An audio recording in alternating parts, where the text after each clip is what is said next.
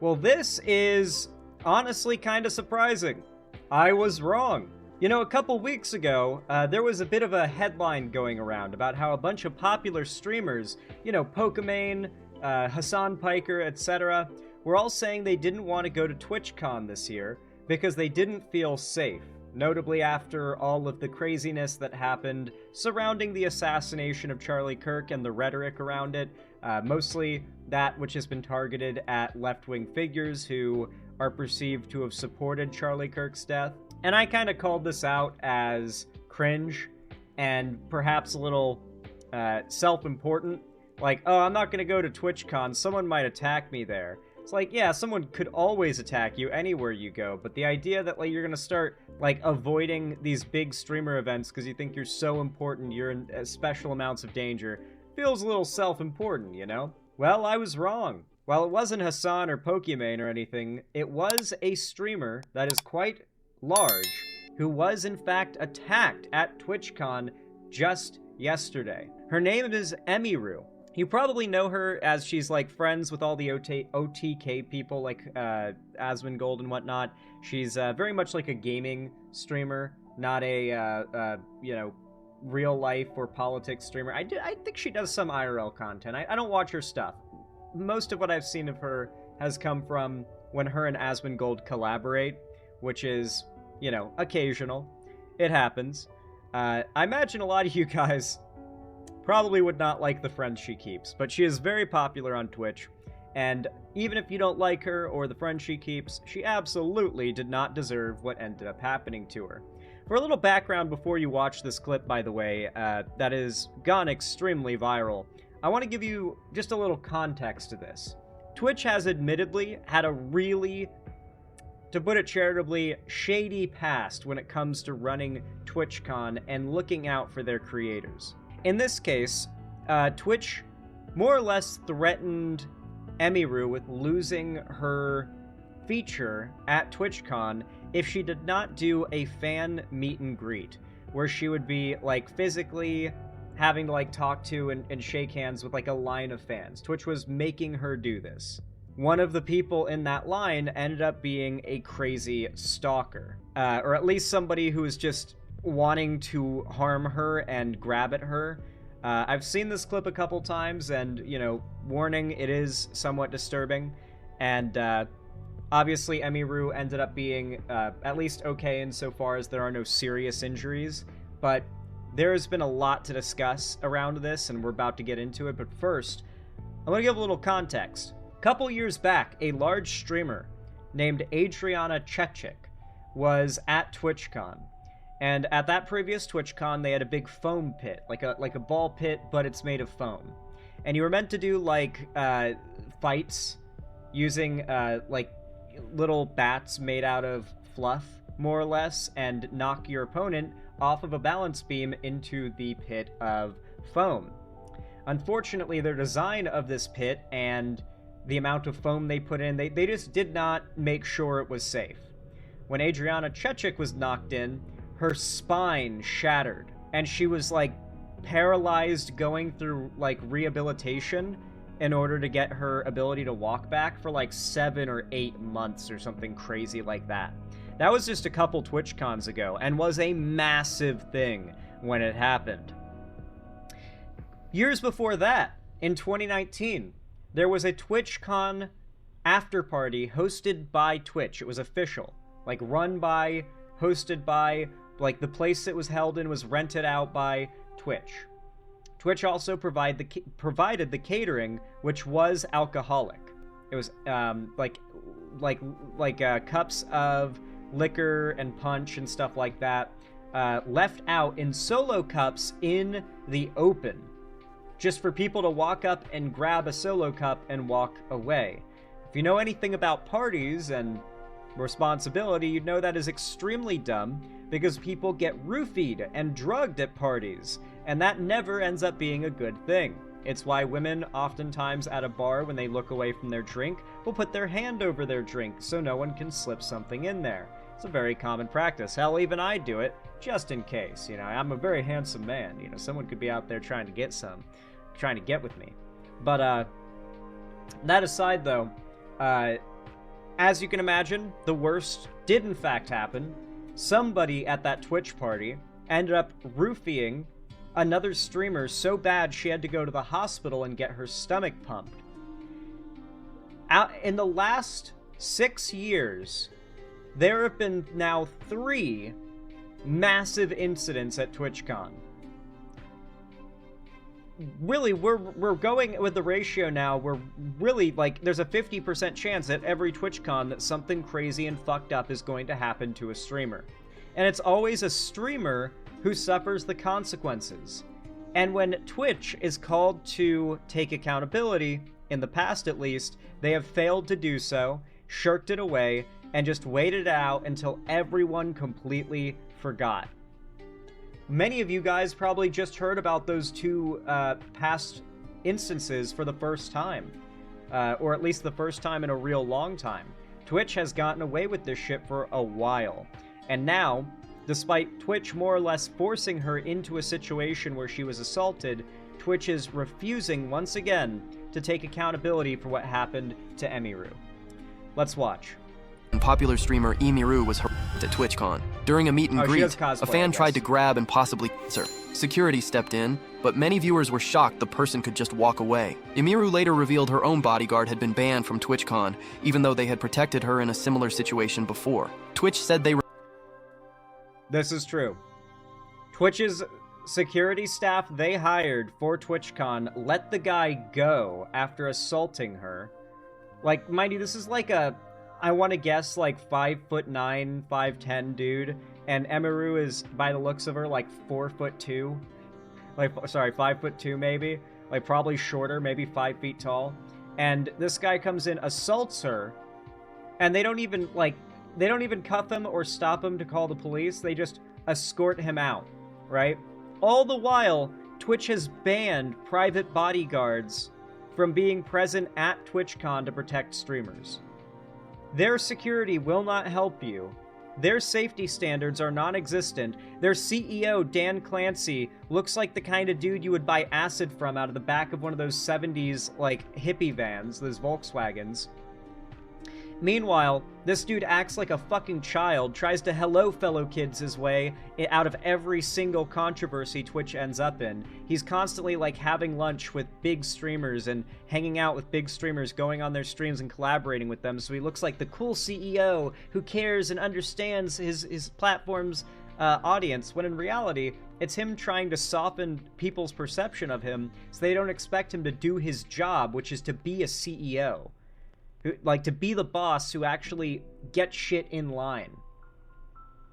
Apparently the reason the bodyguard was banned was because he grabbed someone who was stalking Emiru before he could do anything. You know, a bodyguard's job. Yeah, that, like, literally, if your bodyguard protects you, Twitch is gonna get mad about it.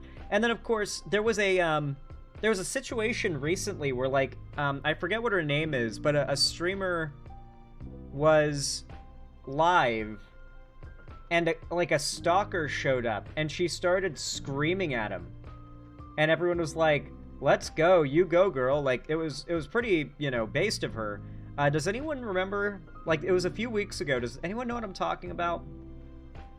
I don't remember exactly who it was, but it was a big streamer. Like, there were several large creators that I recognized. Camilla, I don't know who that is, but maybe I didn't recognize the streamer. Maybe I just recognized the streamers that were with her. Anyway, if you've seen that clip, then you'll know. Particularly female streamers oftentimes have to deal with some weird shit. Now, Emiru did end up putting out a video just last night. It's now getting on to be almost a day old, but I figured we should give it a watch, and I should give my thoughts, because she's had to deal with a lot of bullshit coming from Twitch ever since this happened, their desire not to take any accountability whatsoever, and I figure that now it's time for her to be able to speak on this. So let's give her a listen. I will speed the video up to 1.2x speed just so, you know, we can get a good chunk of it watched, because it is a long video, and my pausing and giving commentary would make it take hours if we watched it all, so let's try to watch a good chunk of it at least. Alright, Emiru, take it away.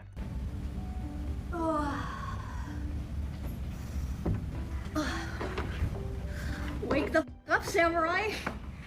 We have a city to burn. Keanu Reeves? Okay, so, first of all, you guys will have to forgive me, because I'm not meant to be doing streams like this. I'm meant to be playing fucking dress up in my room. Unrelated, by the way, I feel like the universe has been telling me to finally play Cyberpunk. Playing video games, okay? I did not want to have to do, like, a stream like this. Like, it feels like I'm doing, like, a fucking press conference or something. But first of all, hope you guys are all feeling okay. Sorry you had to see that. You know what I'm supposed to be doing right now, actually? I'm supposed to be going over my run-up show for my TwitchCon show, which, I am still doing, by the way, because, of all the work that the production staff and the cosplayers in it put into it. Mind you, that TwitchCon show that she's referring to right now, I believe is what Twitch staff threatened to cancel and shut down if she did not agree to do the fan meet and greet event, which is where, you know, she was put into a situation where she could be assaulted. And, you know, she didn't have her bodyguard or anything.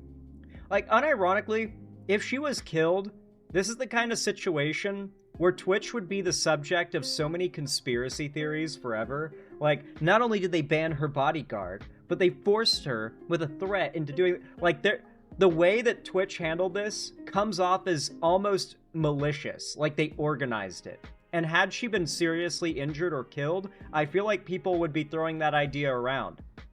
It feels like I'm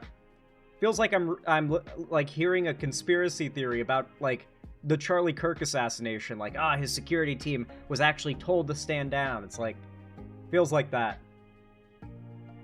It's not their fault that happened. I'm still gonna do it. But yeah, I don't even know where to fucking start. I don't know if you guys can see this.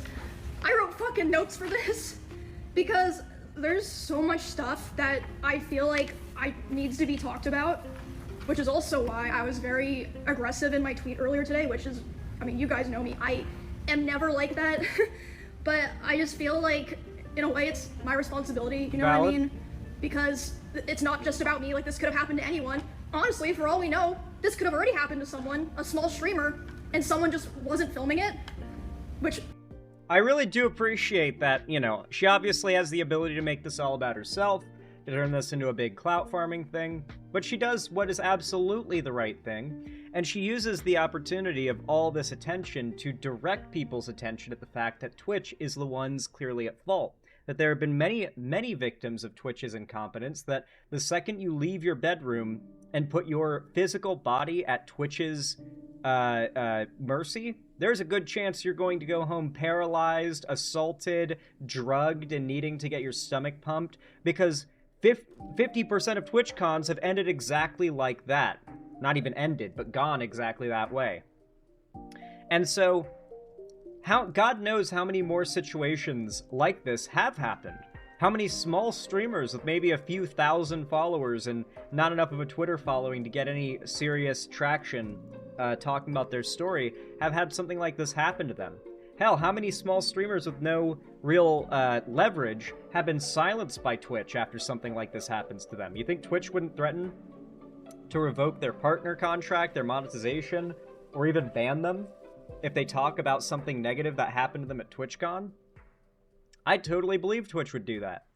Okay, I'll just start this by saying shout out to the guy who filmed it and put it on Twitter, because last night after this happened, I was thinking, like, fuck, like, I have to talk about this.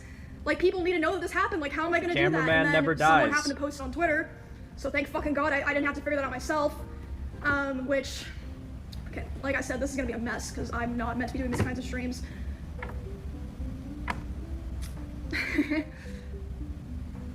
I don't think that Twitch would have put out an official statement if that clip wasn't posted and going viral. And even after the fact that that clip was posted and going viral, Twitch's method of dealing with any kind of controversy is to sweep. Just sweep it under the rug and hope it goes away. as far as I know, the other people who had meet and greets today were not reached out to ask if they wanted extra security or if they even wanted to cancel their meet and greet. Like, maybe some people were, but I know for a fact Extra Emily wasn't. My personal manager made sure that she had extra security. No one reached out to her. Don't know about everyone, but I know that for a fact. Okay, so Let's just start from the beginning, because I want to be able to run through everything before the show starts. The show starts in a fucking hour. Okay. Shit. My notes are a fucking mess. It looks like a schizo board. But yeah, again, thank you to the guy that put it on Twitter. Thank you to the people that talked about it, because otherwise, I don't know if anything would have been done or it would have been taken seriously. Straight up. So, I'm just gonna go through, from my perspective, what happened, what I saw, the order of events. So I was doing my meet and greet, and I've seen people saying that it was an obligation given to me, like to be a featured creator and to have That's my what I show heard. meet and greet, which is true. I was told that I had to do a meet and greet, but as far as I know, there's some people that canceled. Regardless, I didn't cancel. I thought it was going to be fine. So I show up at 4. Okay, glad I did not fall for any misinfo. So she was, in fact, told to do this. Theoretically, she could have said no, and Twitch might not have followed up with any consequences, but the fact was, Twitch did tell her to do this meet and greet. I'm doing my meet and greet. This happened about 30 minutes into my meet and greet, so I was probably only like 20 to 30% done with my meet and greet. I was just taking a picture with someone else, like completely normal, nice guy. And then I see, out of the corner of my eye, there's a guy walking around the side of the meet and greet. And he crosses in front of the meet and greet of the person to the left of me, which is a VTuber. So he's able to walk up and in front of another streamer's meet and greet. And then he walks up to me and he's like walking with a purpose, you know what I mean? That's never good. And he grabs me, but I'm like, wait, what the fuck? Like, but in my head, I'm like, it seems like he's supposed to be here, and then he leans in like he's gonna tell me something. So in my head, I'm like, maybe it's like TwitchCon staff like coming to let me know something, because like sometimes it'll happen where you're at an event and someone will like come up to like let you know. By the way, how has Twitch hired security not stepped in? A random fan from the line is now running towards the streamer doing the meet and greet? Like, who the fuck did Twitch hire for security? Are all these security guards just there thinking, what the fuck are we even here for? Who's gonna attack some internet person? And so they were just like chilling out, just waiting out the clock, not even paying attention. Because that's the vibe I'm getting. Know something, you know what I mean? But I'm still like freaked out because he grabbed me. That's not normal. And then he grabs my face and he leans in and lips puckered tries to kiss me. And I start screaming. You can't hear it in the clip, but I am fucking screaming my head off. And then my security, Twitch's security is like nowhere near me, nor to be found. I can see them, but they don't do anything. Of course. My security jumps up and shoves the guy away from me and is like, get the fuck out of here. And he's allowed to walk away and leave. Yeah, so then after this point, I did not see a lot of what happened here. This is just based off what people in the line told me. My friend, Bonnie, who was there, told me. The really fucked up thing, too, is if one of her private security, like, apprehended the guy and tried to, like, hold him and call the cops, I'm pretty sure Twitch staff would have tried to, like, ban her and her security from the event and would have absolutely tried to treat them like they were the problem. I really don't know how Twitch has such a horrible track record. Like, everything Twitch does that isn't just existing as a platform to stream on just ends up being terrible. Who remembers the Twitch Womexen thing? Where it's like, the, like, Wom-X-N spelling of woman? Remember that whole thing that Twitch tried to push and everybody ripped them a new one left and right? Like, every time Twitch tries to do anything, it's just the biggest L. I don't know how they keep doing it. Like, it feels like it's gotta be on purpose. And Melissa, my manager, told me. So the woman who moved me away from the meet and greet was my personal manager. That was not Twitch staff. No one in Twitch staff came up to me to, like, see what was going on. Of course. My manager and Bonnie moved me to the back, and they're, like, hugging me and being like, do you want to finish your meet and greet, basically. And I was back there for like a minute and I was like, you know what, like I want to finish it because like of all these people here that, you know, they're just nice, normal people. And I go back out there and still there's no one from Twitch there. And the poor guy that I was taking the picture with originally he's like fucking mortified, and he's like, what the fuck just happened? And again, no one from Twitch there. I say to this guy, I'm like, I'm sorry you had to see that, and he's like, I would have been like, I have no fucking clue who that guy is. That I have nothing to do with that shit. I'd be like, I swear to God, I don't know that guy.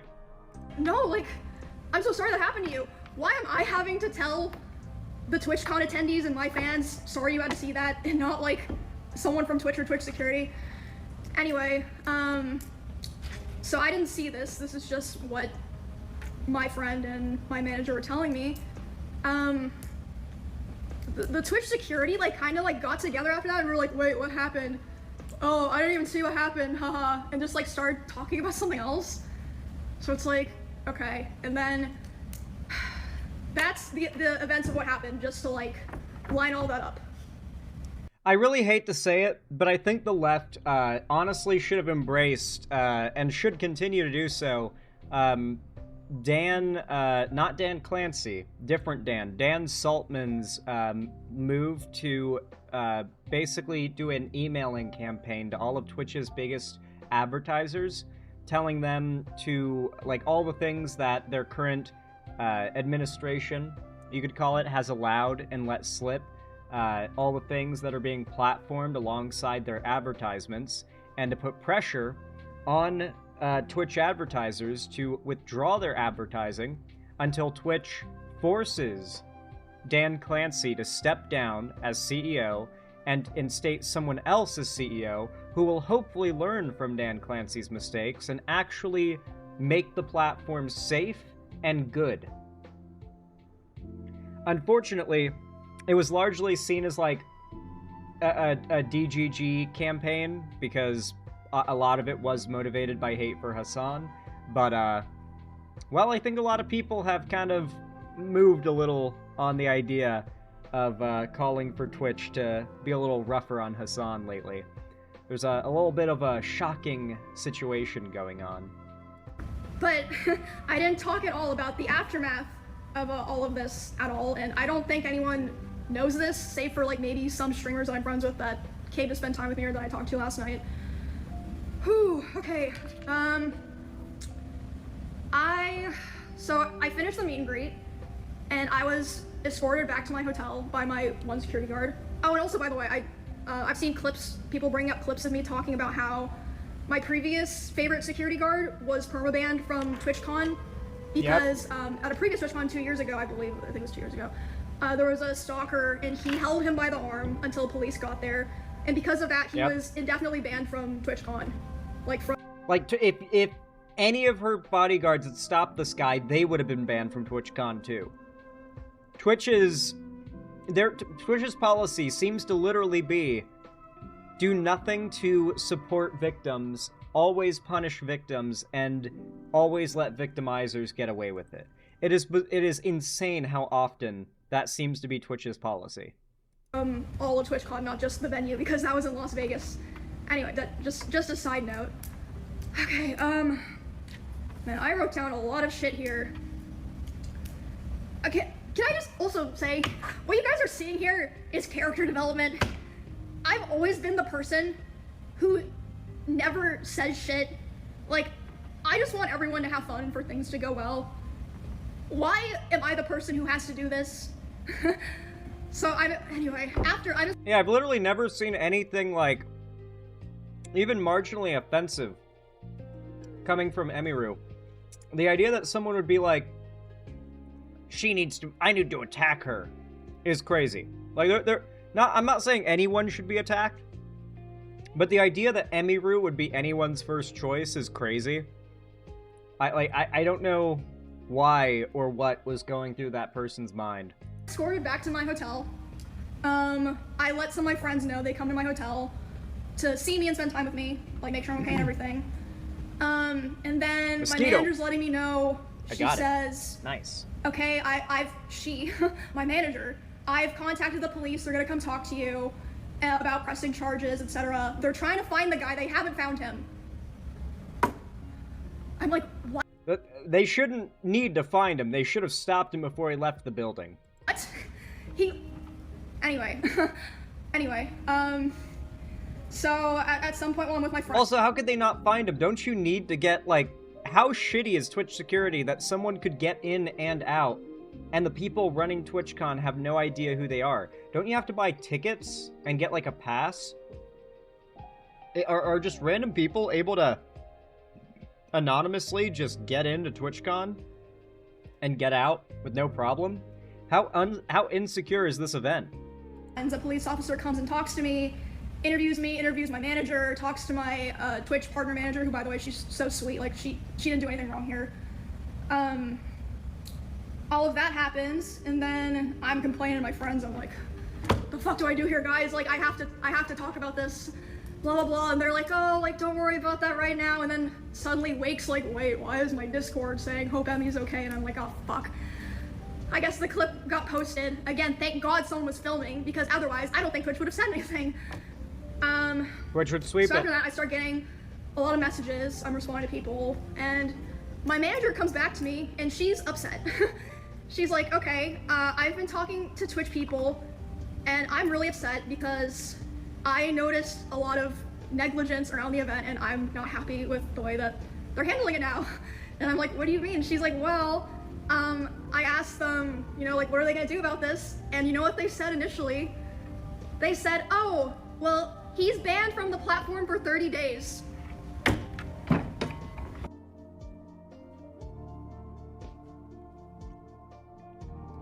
I feel like Twitch is trying to avoid having to take anything seriously by pretending as though they're just a live streaming platform, and it's like, oh, yeah, don't worry, he got banned. He got his Twitch account banned. The guy who did that, I don't believe was a streamer. Like, what the fuck kind of punishment is that?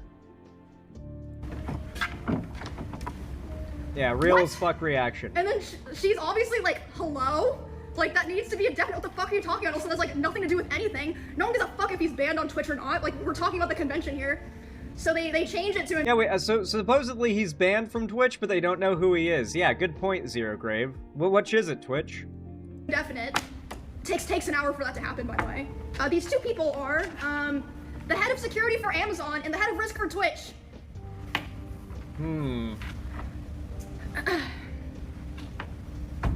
Also, later the same night, I'm not gonna drop names here because I wasn't there, so I didn't see it, but I had multiple people tell me that key Twitch representatives last night were out partying. Okay. I believe that. Oh, also another detail, sorry, my lines are all crazy here. My Twitch didn't approach my manager to talk to their head of security. It took them 2 hours to approach her to talk about what happened. And by then she had already talked to police and called a lawyer on her own. My manager, Melissa. And they showed her a photo of the guy that I believe a fan. Does anyone remember what Twitch's response was to the Adriana Chechik paralyzation, like spine breaking thing? Because that... Man, Twitch are such pieces of shit. They really, really are. I really hope that all of the Twitch trust and safety management team and all of their higher-ups get fired or are forced to step down and new people take their place. It is absurd how evil the people running Twitch are. And that's the best way of putting it. They're evil. They are evil people running Twitch. That is really just the only fair way of putting it. Give me just a moment, chat. Let me see if I can find a video on this. Twitch streamer broken spine TwitchCon. As much as hearing about this story sends a literal shiver up my spine, well, we're not going to watch the video, but we are... Well, actually, here's a news broadcast story on exactly this topic. It apparently left 2 people injured, this foam pit. How can you fuck up making a foam pit? Like, legitimate, how do you fuck this up? TwitchCon was in San Diego this weekend, leaving behind fun memories for some and some painful ones for others. Two people went on social media to say an exhibit at TwitchCon left them severely injured. Both women posted videos and pictures of them jumping right into a foam pit that was part of an interactive exhibit, but they had no idea the pit was shallow. Now the exhibit is causing... God, the fact she's moving and getting up after having just shattered like 3 vertebrae. I saw the x-rays. She shared them on social media. Like, she just straight fractured the fuck out of several vertebrae and then got up and started like trying to get up like, am I okay? Oh, I'm not okay. I'm really not okay. Crazy fucking crazy how much, I guess, it takes a minute for the body to realize how fucked up it just got. But holy fuck, dude. Like, not YouTube, well, YouTube's evil, but Twitch is so evil for this. What it seems like is the pit itself is just way too big, and they needed to, like, double up or more on how much foam there was. Good God. Controversy all over the internet. CBS 8's Regina Urita took the claims to the company spearheading TwitchCon. TwitchCon took place this past weekend at the San Diego Convention Center, where thousands of people were met with some of the internet's biggest streamers and content creators. While the event might have started with exciting visitors, many left disappointed, upset, and some even injured. TwitchCon was supposed to be an event meant to bring a good time to the thousands of Twitch fanatics heading to the San Diego Convention Center. But that quickly changed when attendees were participating in an interactive exhibit where people had to battle one another by standing on one of 2 platforms suspended over a foam pit, an exhibit run by Lenovo and Intel. In one of the videos posted on Twitter, you can see how 2 women try to knock one another off their platforms using foam noodles. The only problem was the pit of foam cubes were scattered over bare concrete that was only a foot deep, and once they jumped off, it injured streamer Locke Vanis. Seconds after realizing she was injured and posting on social media the day after. So mind you, oh, I forgot how fucked it was. Zan, is your background music playing? Yes, it is. Is it too loud? I feel like it just kind of complements any moments of like dead air whenever I'm taking a second to think of my next word or taking a breath. This is the crazy part of all this, by the way. This is a great example of Twitch's lack of any responsibility or accountability. This streamer, Locke Vanis, was injured pretty seriously earlier that day. Twitch did nothing about it, did not address the dangers of the foam pit at all, and then later in the day is when Adriana Chechik broke her spine. Because Twitch, after there was already an injury, Twitch did nothing, and then there was an even more serious injury at the same TwitchCon. After a picture that she had dislocated her knee. Another streamer and adult film actress, Adriana Chechik, tweeted on social media she had broken her back and was going to need surgery. I reached out to Lenovo's PR team and asked about the 2 incidents. Lenovo denied a request for an interview but sent out a release saying, "We are aware of the incidents of TwitchCon visitors who sustained injuries in the Gladiator game soft foam pit at the Lenovo booth," adding that they're working with event organizers to look into the incidents. As of now, TwitchCon they did no such thing. Or Lenovo have released any further information about next year's event. Now on social media, many of the TwitchCon community. Twitch is truly just evil. Not incompetent, they're evil. It's malice. It's malice overtly. They do not care. They want to sweep this and get on to the next TwitchCon, get on to the next quarter, and keep their profits up. They do not care, and they do not want to have to do anything. By the way, a fan took a photo of him, not one of their security guards. They're like, "Oh yeah, here's his photo. We're like gonna find him." He still had his badge and his wristband and everything. The guy. So clearly they have his info. Yeah, I really feel like a lot of this process wouldn't have happened if it weren't for my manager advocating for me so hard. Which again, I'll get to that later. I'll keep going here. So they also showed my manager some security footage of the area, and the guy was able, he was waiting for there to be a gap in security, and there was. He was able to walk through the side, not through like the 2 lanes of meet and greet people who had signed up and been like background checked for my meet and greet. he was able to just walk through because there just wasn't like consistent security there. Oh my gosh. And then so yeah, that's basically my day yesterday. And then today, this morning, I was told that Amazon flew in their global head of something to redesign the whole process and security of the con for the rest of the convention. Why wasn't there someone like that here already? Or like they didn't do that beforehand? Like, hello? We all know though that nothing's actually gonna change. Like, what Twitch is gonna do is say whatever they have to please enough people for enough time that people forget about it in like 3 months. The internet is getting a shorter and shorter memory by the day, and it's getting to the point where very bad actors just bank on getting away with anything because people forget. Like, if they can just ride it out, people forget, and they can get away with anything. Even corporations are doing this. Like, the internet needs to get a longer attention span. I don't know what's happening with this goldfish memory everyone's got lately. Oh, I'm sorry. So yeah, they, I guess they know that they fucked up really bad if they're flying in their Amazon's global head. And also, I want to make it clear so that people understand this. I am so lucky and privileged, okay? Do you know how much I spent on security to be able to come to this event in the first place? Like, but I'm not just talking about yesterday, I'm talking about my security for like my RV trip that I did with my friends and stuff. I spent over $10,000. Some people who stream on Twitch don't even make $10,000 in a year. What the fuck are they supposed to do? Like, if you watch the clip, the security guard who pushes the guy away is my— That's the thing. As tragic as the situation happening at all is, it's arguably, you could see it as a good thing it happened to a large streamer who actually has a platform and the means to do something about it.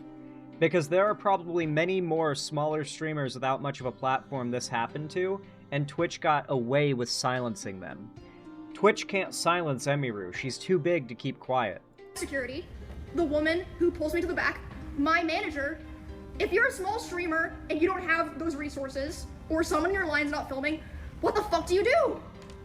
No one would have known. Like, it's actually fucking insane. Like, I'm genuinely angry. Like, I am not an angry person. Like, it's just ridiculous. And like, honestly, I genuinely think there have been other people who have been sexually assaulted, groped, like, who fucking knows, worse, at these conventions, and just nobody knows. Because like I said, they didn't post any kind of announcement, weren't letting other streamers with similar events as me, similar meet and greets know, until there was like a viral clip. And by the way, they can't even mention my name in it.